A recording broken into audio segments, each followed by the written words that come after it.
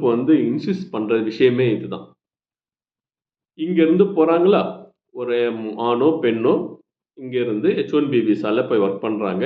அவங்க ஸ்பௌஸையும் கூட்டிகிட்டு போகிறாங்க, அங்கே இருக்கிறாங்க. 3 வருஷம் விசா கொடுக்குறாங்கன்னு நான் சொல்லியிருக்கேன். ஒருத்தர் இங்கேருந்து போய் 3 வருஷம் தங்கும்போது, அவர் ஹஸ்பண்ட் அண்ட் ஒய்ஃபாக போகும்போது, there is a chances of the wife getting pregnant and அங்கே டெலிவரி பண்ணுறதுக்கான ஒரு சான்ஸ் இருக்குது. அப்படி பிறக்கிற குழந்தை யூஎஸில் ஹாஸ்பிட்டலில் ஒரு குழந்தை பிறந்ததுன்னா அவங்க யூஎஸ் சிட்டிசன். இது வந்து அங்கே எழுதப்பட்ட சட்டம். ஒரு குழந்தை அங்கே பிறந்ததுன்னா அவங்க யூஎஸ் சிட்டிசன்.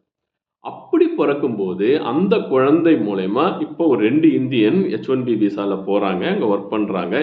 இல்லை ஒரு லேடி இங்கே இருக்காங்க, அவங்க சப்போஸ் ஒரு 6 மாதம் ப்ரெக்னெண்ட்டாக இருந்து இங்கேருந்து அங்கே போய் ஒர்க் பண்ணுறாங்க.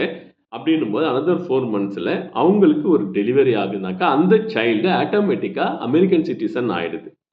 அந்த சைல்டை வச்சு இந்த அம்மாவும் அமெரிக்கன் சிட்டிசன்ஷிப் அப்ளை பண்ணி வாங்கிடுறாங்க. இந்த அம்மா வாங்கின உடனே மதர் அண்ட் சைல்டு அமெரிக்கன் சிட்டிசன்ஷிப்பை வாங்கினதை வச்சு ஹஸ்பண்டும் சிட்டிசன்ஷிப் வாங்கிறாங்க. அப்போது போனது ஒரு பர்சன், அமெரிக்கன் சிட்டிசன்ஷிப்பை வாங்குறது 3 பர்சன்.